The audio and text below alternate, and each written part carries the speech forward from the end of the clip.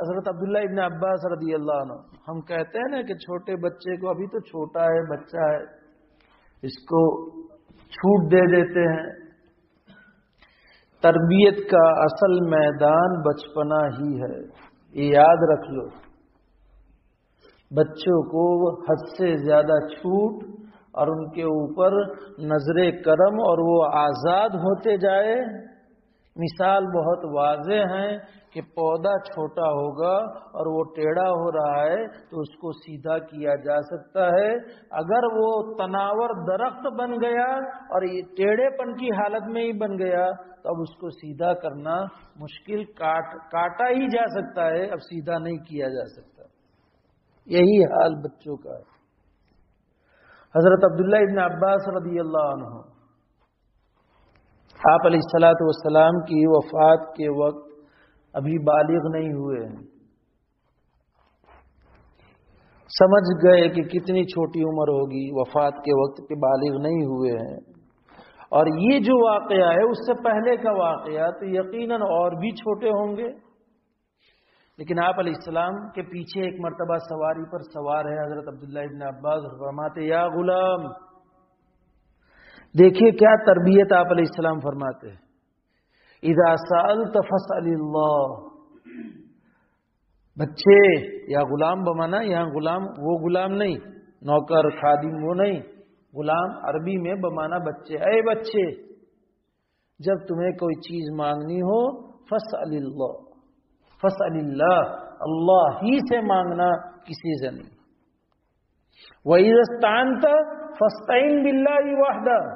اور جب تمہیں کسی کی مدد چاہیے تو اللہ تنہا اللہ ہی کی مدد مانگنا.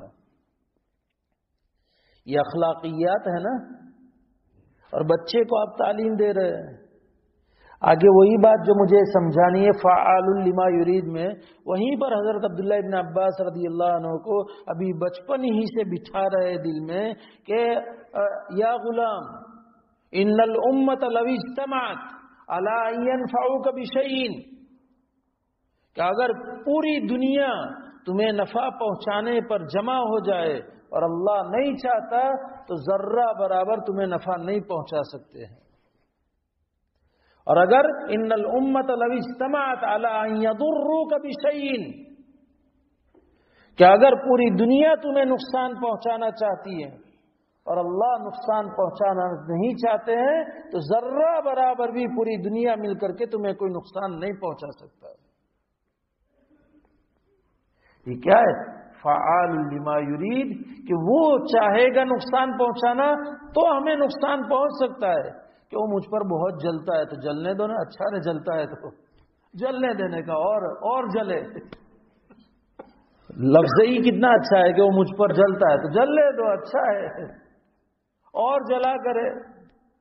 کوئی فکر لینے کی ضرورت نہیں کہ اس نے کچھ کر دیا ہوگا. ارے بھائی کیا اس نے کچھ کر دیا ہوگا کہ وہ مندر کے بابا کے پاس کھڑا تھا، میں نے دیکھا، اور میرے واقعے کے بعد وہاں کھڑا تھا. بھائی کیا یہ سب توہمات.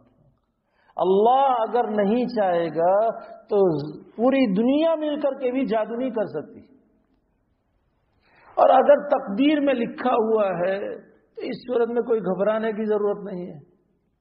تقدیر میں لکھا ہوا ہے تو کوئی گھبرانے کی ضرورت نہیں ہے. ہم رضا بالقدر، ہمارا تقدیر پر ایمان ہے. اس لیے قل اللہم مالک الملک تؤتی الملک من تشاء، جسے چاہے تو ملک دیتا ہے اور جب چاہے چٹکیوں میں ختم کر دیتا ہے. مسلسل 52 سال سے اہل حق پر ظلم ہوتا تھا، چٹکیوں میں اللہ تعالیٰ نے ختم کر دیا. سمجھ میں آیا؟ ہاں. سیریا میں کیا ہوا؟ وَتَنزِعُ الْمُلْكَ مِمَّن تَشَاءُ. بنگلہ دیش میں کیا ہوا؟ وَتَنزِعُ الْمُلْكَ مِمَّن تَشَاءُ. تو وہ اس کے ارادے کے بغیر وہ جو چاہے گا وہی ہوگا. وَتُعِزُّ مَن تَشَاءُ وَتُذِلُّ مَن تَشَاءُ. نظمیں تو بہت سنتے ہیں، رنگ ٹون بھی رکھتے ہیں وَتُعِزُّ مَن تَشَاءُ وَتُذِلُّ مَن تَشَاءُ کی. یقین اندر بٹھانا ہے. رنگ ٹون سے کچھ کام نہیں چلے گا اور نظمیں سن کر کے کوئی کام نہیں چلے گا. عزت کا مالک اللہ ہے، وہ جسے چاہے گا عزت دے گا، اور ذلت کا مالک بھی اللہ ہے، وہ جسے چاہے گا ذلیل کر کے رکھ دے گا. اس لیے فعال لما یرید، وہ جو چاہتا ہے وہی ہو کر کے رہے گا. یہ ہمارا یقین بن کر کے، اور ہر موڑ میں، صرف دین کے امور میں نہیں، دنیاوی امور میں. قرآن کہہ رہا ہے یبسط الرزق لمن یشاء، جسے چاہتا ہے رزق وسیع دیتا ہے، اور جس کے لیے چاہتا ہے تنگ کر دیتا ہے. بہت سارے انگوٹھے چھاپ جن کو اپنا سگنیچر کرتے بھی نہیں آتا، گجراتی میں بھی نہیں، انگلش میں بھی نہیں، اور ہم جیسے کو اردو میں بھی نہیں. انگوٹھا چھاپ کیوں کہتے ہیں؟ کہ وہ اسٹیمپ لگاتا ہے انگوٹھا چھاپ. وہ انگوٹھا چھاپ وہاں سے ہوا ہے کہ وہ اسٹیمپ اپنا انگوٹھا کا تھمب لگاتا ہے، اس لیے انگوٹھا چھاپ کہتے ہیں. اور اپنی آفس میں اور چیمبر میں بیٹھے بیٹھے منٹوں میں گھنٹوں میں کروڑوں کا سودا کر لیتے ہیں اور اللہ تعالیٰ پہنچا دیتے ہیں. اور بہت سارے ڈگریوں کے مالک ہیں، لیکن ان کو روزی تو دور، کون سی لائن میں لوں اس میں پریشان ہے. میرے سامنے واقعات ہے. بہت سارے انجینئر ہے، کوئی میکینیکل انجینئر ہے، کوئی کمپیوٹر انجینئر ہے، کوئی کیا ہے، کوئی کیا ہے، لیکن ابھی ان کے پاس لائن نہیں ہے تو دکانوں کے اوپر 10,000 12,000 پگار میں نوکری کرتے. میکینیکل انجینئر، سچ میں کہتا ہوں، بالکل صحیح بات کہہ رہا ہوں، کوئی بناوٹ نہیں. ان کو کوئی یعنی اسباب معاش میں بھی، روزی میں نہیں، ابھی تو خالی اسباب کے کون سی لائن لوں اس میں وہ پریشان ہے. کیا ہے یہ؟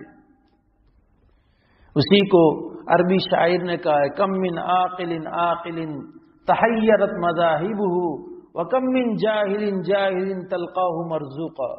بہت سارے جاہل ایسے ہیں کہ جن کے پاس رزق کے ڈھیر لگے ہوئے ہیں، خزانے لگے ہوئے ہیں، اور بہت سارے عقل مند اپنے آپ کو گریجویٹ کہنے والے، ٹیلنٹ کہنے والے، اور اپنے آپ کی ذہنوں کے ذہنی فطانت اور ذہانت کے اوپر جنہیں ناز رہتا تھا کہ ہم ٹاپ 10 میں آئے، 12th میں ٹاپ 10 میں آئے، SSC میں ٹاپ 10 میں آئے، اور ان کے پاس اس کی وجہ سے ڈگریوں میں جانا آسان ہو گیا کہ سرکاری خرچے سے یہ لوگ ڈاکٹر بن گئے، لیکن آج پریشان ہے رزق کے باب میں. وَكَمْ مِنْ عَاقِلٍ